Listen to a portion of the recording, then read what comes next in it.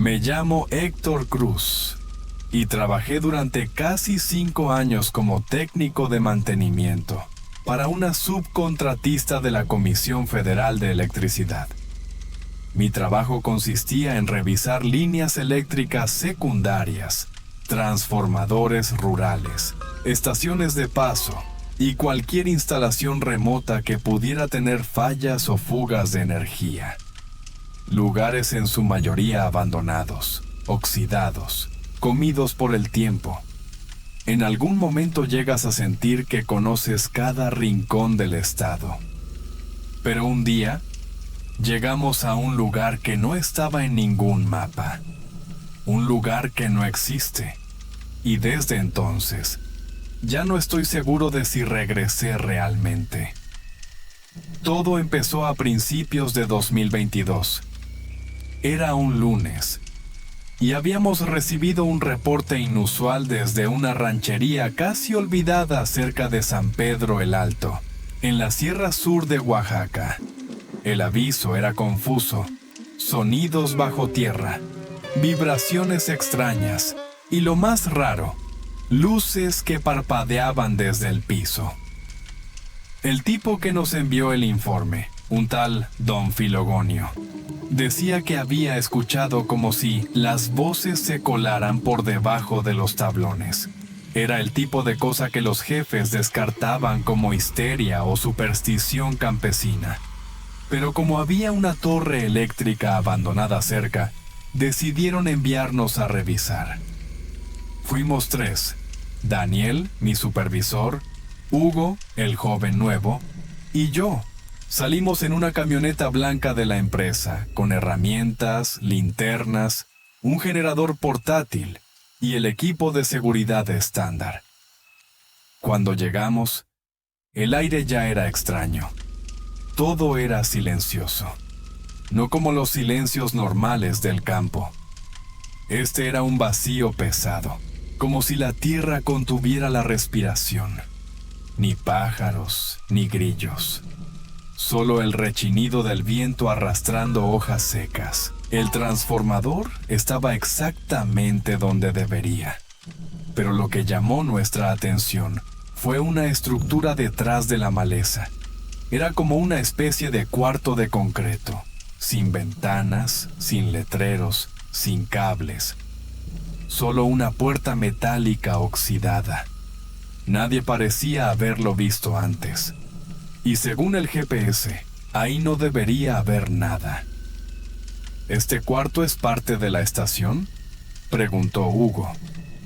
No, dijo Daniel revisando su tablet. No aparece en los planos, pero tiene código industrial. Mira la placa. CFE 1974. Aunque esto no puede tener energía, está sellado. La puerta no tenía cerradura, solo una manija que parecía atascada por décadas de abandono. Yo debía haberme largado ahí mismo. Tardamos más de 1 hora en abrirla. Finalmente logramos hacer palanca con una barra y un gato hidráulico. La puerta se abrió de golpe, dejando salir un soplo de aire caliente, húmedo y antiguo, como si estuviéramos abriendo un sarcófago. Dentro no había muebles, ni maquinaria, solo un túnel. Un pasillo cuadrado de concreto, con tubos expuestos en el techo, paredes color mostaza manchadas de humedad, y un foco parpadeante al fondo.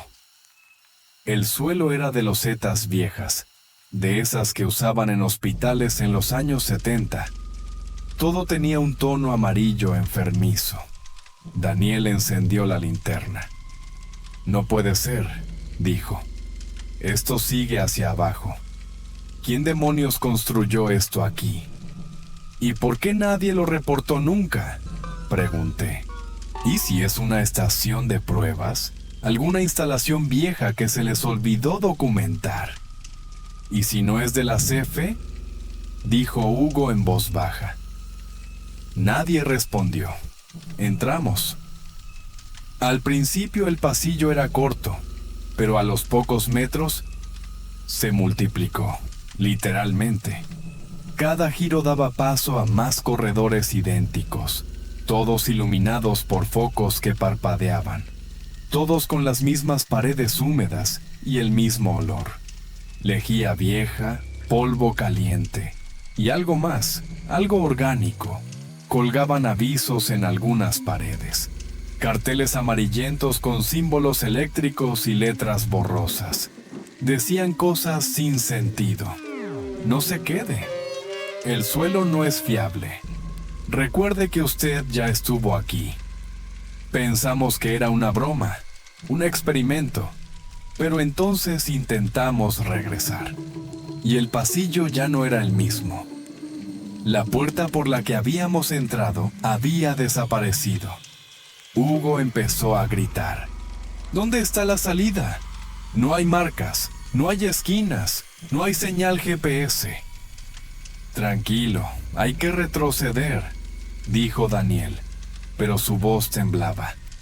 Caminamos en línea recta hacia donde supuestamente habíamos venido, pero no llegamos a ningún lado. Las paredes comenzaron a cambiar sutilmente. Algunas losetas tenían grietas, otras parecían sangrar óxido. La humedad aumentó. Se oía agua corriendo debajo del suelo, pero no había ninguna tubería. Y entonces escuchamos pasos, no los nuestros, otros, lentos, pesados, descalzos. Corrimos. No sabíamos hacia dónde. Solo corríamos buscando algo que rompiera el patrón. Pero era como estar en un mal sueño de cemento. En un recodo, Hugo cayó. Se torció el tobillo. Gritó de dolor. Daniel y yo lo ayudamos a levantarse. Y fue entonces que lo vimos. Una figura parada al fondo del corredor. Alta. Cubierta con una bata vieja de electricista, manchada. La cabeza, demasiado redonda como si llevara un casco. Pero el rostro, no tenía rostro, solo una máscara de tela amarilla, húmeda y colgante.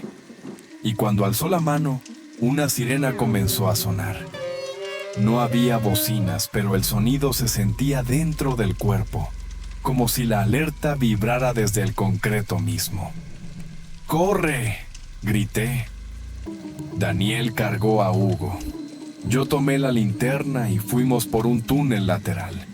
El foco explotó detrás de nosotros, y mientras corríamos, el pasillo comenzó a estrecharse. Literalmente, las paredes se curvaban, los techos bajaban, el aire se hacía más caliente.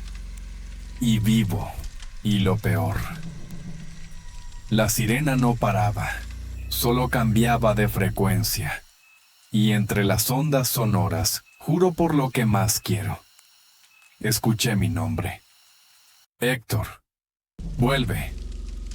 Nos refugiamos en una sala más amplia, como un almacén. Tenía anaqueles vacíos y un charco de agua negra en el centro. Nos escondimos detrás de unas cajas oxidadas. Hugo lloraba. «Esto no es una estación», murmuró Daniel. «Esto es otra cosa. Un lugar entre cosas». «¿Y si no es un lugar?», pregunté. «¿Y si es una trampa? Como una red de concreto, esperando a que alguien entre por error». «¿Y si no fue un error?», dijo Hugo. «¿Y si ya sabían que vendríamos?». Y en ese momento, las luces se apagaron. Solo quedó la oscuridad absoluta y el sonido húmedo de algo que se arrastraba por el techo. Oscuridad total. Eso fue lo primero. No la oscuridad común, donde los ojos se acostumbran poco a poco. Esto era negro denso, espeso, como si el aire mismo estuviera compuesto de sombra. Intentamos usar las linternas, pero parpadeaban, morían. Los celulares no tenían batería, ni una chispa, ni un reloj funcionaba. No puede ser, murmuró Daniel. Esto no es físico, nos están drenando. Y entonces comenzaron los sonidos. Primero el chasquido lento de algo húmedo, luego un murmullo apenas audible. Voces que no eran nuestras. Algunas sonaban como niños, otras como si vinieran de un altavoz dañado, de esos viejos con cintas magnéticas. No entendíamos lo que decían, hasta que lo hicieron. Ya vinieron otra vez, ya están aquí. Encendí el generador portátil. Era un modelo pequeño de emergencia, pero bastó para alimentar un foco de mano y el detector de calor infrarrojo que teníamos en el equipo. Con eso podíamos ver al menos unos metros a la redonda. Pero lo que reveló el sensor térmico no tenía sentido. En el techo, sobre nosotros, colgaban varias formas. Cuerpos. Como si alguien los hubiera pegado al concreto. No se movían, pero estaban tibios. No son cadáveres, susurró Hugo. Están vivos, o algo que se mueve los calienta. Daniel apuntó el foco hacia arriba, y entonces lo vimos. Uno de los cuerpos giró lentamente la cabeza. No tenía ojos, solo una hendidura. Una línea vertical donde debería haber rostro. Como si su cara hubiera sido borrada por completo y reemplazada por algo más primitivo. En lugar de boca, un agujero vertical que palpitaba al ritmo de su respiración. Salimos de ahí como pudimos. Corrimos de nuevo. Pasillos, esquinas imposibles, puertas que no llevaban a ninguna parte. Algunos corredores descendían, otros subían, pero ninguno llevaba a una salida. Los mapas mentales ya no servían. Y luego vino la zona roja, al cruzar una puerta metálica oxidada, marcada con una advertencia en pintura roja que decía: no ingresar, nodo cerrado. Llegamos a una sala circular. El piso estaba cubierto de símbolos pintados con algo que parecía sangre reseca. No eran símbolos que pudiera identificar. Tenían un diseño tribal, pero con proporciones fracturadas, como si estuvieran vivos. Las paredes eran de azulejo blanco, salpicadas con mensajes escritos en español, zapoteco, inglés y otro idioma que jamás había visto. Uno me perturbó especialmente. Cuando seas reemplazado, nadie lo sabrá. Hugo comenzó a hiperventilar. Nos van a copiar. Eso hacen aquí. Intentamos calmarlo, pero entonces una puerta lateral se abrió sola. El pasillo era corto, inclinado hacia abajo, y al final había una luz pulsante, verde. ¿Y si esa es la salida?, pregunté. Daniel negó con la cabeza. Aquí no hay salidas, solo nuevas capas, pero entramos. El pasillo llevaba a una especie de laboratorio.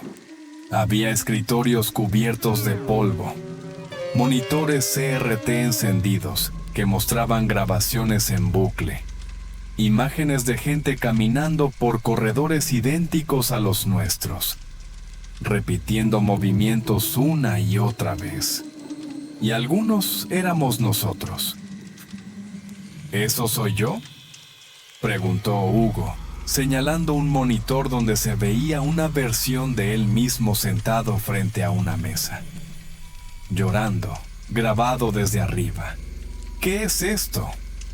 No estamos solos, murmuró Daniel. Estamos siendo estudiados. Revisamos un viejo archivador con etiquetas corroídas. Encontramos carpetas con registros, fechas, coordenadas, nombres. Había muchos, demasiados. Algunos tachados, otros marcados como apto, otros como reemplazado. Ahí estaba el mío. Cruz Héctor. Observación finalizada. Transmisión en curso. Esto no puede ser, grité. Esto es un experimento, una prisión, un simulacro. Daniel me miró con el rostro descompuesto. No, esto no es humano, esto es otra cosa. Esto nos encontró y nos está imitando, copiando. En ese momento, uno de los monitores cambió. Una imagen en vivo, nosotros tres, ahora, viéndolo. Desde un ángulo imposible, desde dentro de nosotros. La cámara tembló, como si algo caminara detrás de quien grababa. Y luego apareció una figura más, un cuarto hombre, parado entre nosotros. Vestía el uniforme de la CFE, pero nadie lo había visto entrar. Y sin embargo, ahí estaba. Y cuando giramos la vista hacia el lugar donde debería estar en la sala real, sí estaba ahí, callado, de pie, con mi rostro. Perdí el control. Tomé una barra metálica y le grité, ¿quién eres? Pero él no respondió, solo me miró y empezó a sonreír. Pero no era una sonrisa normal, era una mueca grotesca, que se abría hasta las orejas, mostrando encías sin dientes, solo carne. La piel se estiró como si fuera una máscara húmeda. Su cuerpo temblaba, como si contuviera algo que quería salir. Hugo gritó. Daniel disparó su pistola de emergencia. Una vez, dos. El cuerpo cayó, pero no sangró, solo se derritió, como si estuviera hecho de tela y grasa derretida. Y en el suelo quedó solo una radio vieja, encendida, transmitiendo estática. Escapamos otra vez, ahora con una certeza. Ya no era cuestión de salir, era cuestión de no ser reemplazados. En un corredor, encontramos una puerta marcada con cinta amarilla. Encima, escrito con plumón negro, no pasar, recurso en contención. Pero del otro lado oímos una voz, la voz de Daniel. Pero Daniel estaba a mi lado. ¿Lo escuchas?, preguntó él. Sí, eres tú, no soy yo. Entonces la voz repitió, Héctor, ya estás dentro de mí. Y todas las luces se apagaron otra vez. Esta vez, al encender la linterna, ya no había puertas, solo un corredor infinito. Y una silueta esperándonos al fondo.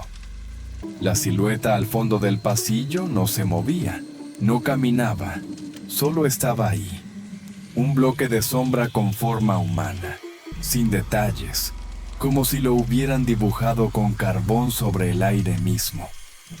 A cada paso que dábamos hacia atrás, él se acercaba sin moverse. No sé cómo explicarlo. Era como si el pasillo se reconfigurara para que él siempre estuviera más cerca, aunque no hiciera nada. Daniel apuntó su pistola, pero el seguro no funcionaba. El arma se desarmó en sus manos, como si fuera una maqueta de plástico. Hugo temblaba. Ya nos tiene. Ya sabe quiénes somos. Ya no importa nada. Intentamos huir por un costado. El pasillo se dividía en dos corredores más. Elegimos el de la derecha. Corremos a ciegas. Las luces no funcionaban del todo. Las paredes comenzaban a cambiar de textura. Ya no eran losetas, sino madera podrida como la de una cabaña vieja abandonada. Y entonces, todo cambió. Cruzamos un umbral sin darnos cuenta. El aire se volvió seco, con olor a yeso quemado. Ya no había zumbido eléctrico. solo un vacío acústico absoluto. Estábamos en lo que parecía una escuela vieja, pasillos de linóleo verde, lockers oxidados, pizarras con mensajes escritos en un idioma que parecía español, pero no lo era. Las letras estaban todas invertidas, las frases se leían hacia atrás. Olratne laitzifitra esetzeret ala, asnatrekne nosodark erp edavedar en on. Pinturas de niños en las paredes, pero con los ojos borrados. ¿Qué es esto?, preguntó Daniel. Parece otro nivel, dije, como si estuviéramos bajando por capas. ¿Y cuántas hay? Las que sean necesarias, respondió Hugo con los ojos perdidos. Estaba empezando a quebrarse. En un salón con el número 9 sobre la puerta, encontramos una proyección encendida. Una vieja grabadora de carrete mostraba imágenes borrosas. Un grupo de personas sentadas alrededor de una mesa. Era nuestro grupo. Nosotros 3. Pero las grabaciones eran imposibles. Mostraban conversaciones que no habíamos tenido todavía. Momentos que no habíamos vivido. Decisiones que aún no tomábamos. En una de las imágenes, Daniel me apuntaba con un arma. En otra, yo estaba solo y gritando. En la tercera, Hugo tenía los ojos completamente blancos y hablaba en una lengua gutural.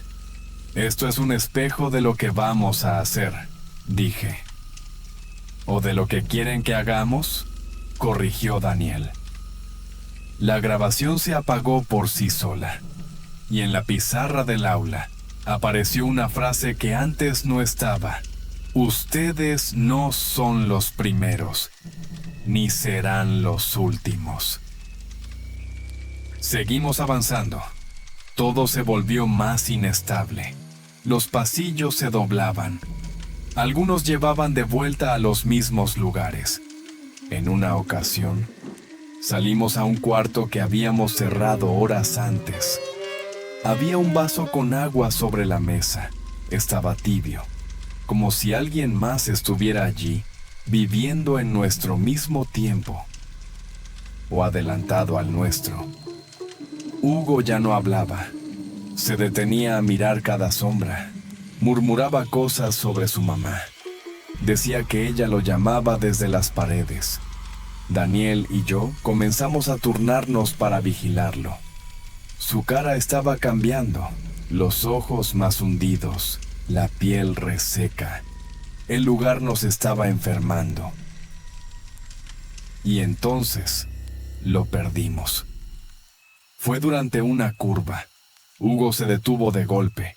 Miró hacia una puerta abierta. Dijo: «Ya sé cuál es mi habitación». Y entró sin mirar atrás. Corrí tras él. Grité su nombre. «¡Hugo! ¡No entres ahí!». Pero la puerta se cerró sola. Golpeé, forcé, empujé. Nada. Solo silencio. Y luego, un sonido leve. Como un suspiro detrás de la madera. Un suspiro que tenía mi voz. Daniel me apartó. «Ya lo perdimos, Héctor». «No, está vivo. Tenemos que sacarlo». ¿Sacarlo a dónde? ¿A qué lugar? Ni siquiera sabemos si nosotros estamos vivos. Nos quedamos en silencio. El aire olía a formol, a cemento húmedo, a hospital abandonado. Intentamos encontrar otro camino, y fue cuando llegamos al punto sin retorno. Una sala circular, piso de metal, paredes llenas de símbolos en relieve. En el centro, una silla, parecida a las usadas en psiquiátricos antiguos. Estaba ocupada por mí, por otro yo, vestido igual, con mis mismas cicatrices, con el mismo suéter que me había puesto al salir aquel día.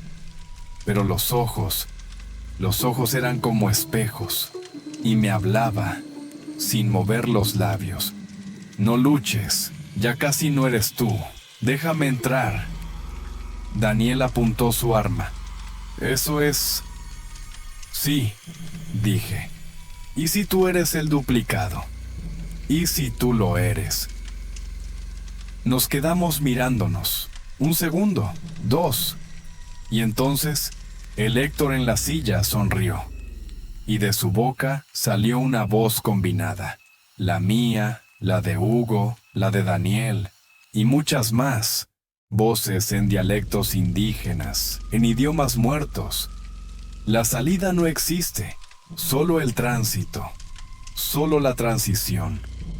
Las luces de la sala comenzaron a vibrar. El suelo se sacudió, y entonces lo supe. Tenía que destruir ese lugar, aunque no supiera cómo, aunque me destruyera a mí también. Tomé el generador. Abrí la batería. Solté el ácido.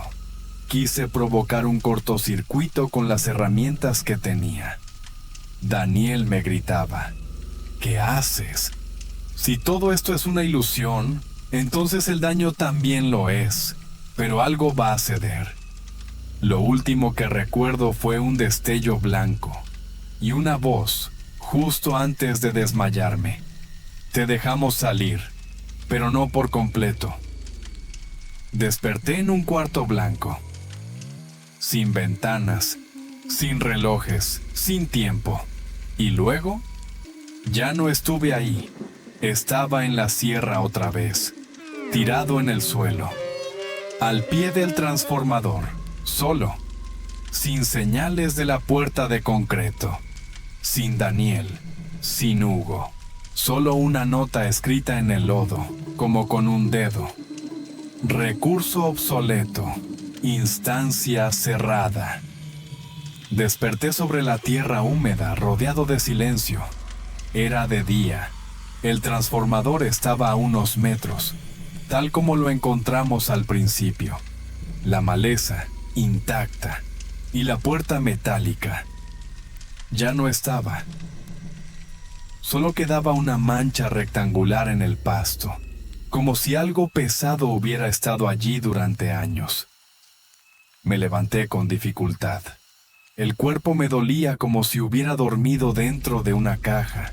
Revisé mis cosas, equipo, radio, herramientas. Todo estaba seco, pero parecía viejo, polvoriento, como si hubiera estado tirado durante semanas. Intenté comunicarme por la radio. Silencio.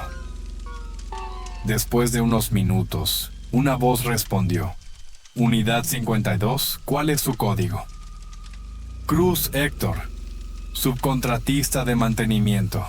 Fui asignado al punto de revisión en San Pedro el Alto, pero pasó algo. Silencio. Señor Cruz, usted fue reportado como desaparecido hace 26 días. Me llevaron a la comandancia más cercana. Nadie me creyó. El parte oficial decía que mi equipo nunca regresó.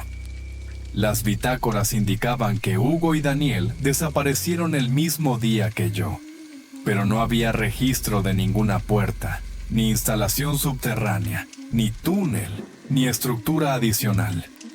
Cuando pregunté por don Filogonio, el anciano que nos mandó el reporte, me dijeron que ese nombre no aparecía en ningún censo ni en ningún contrato con la CFE.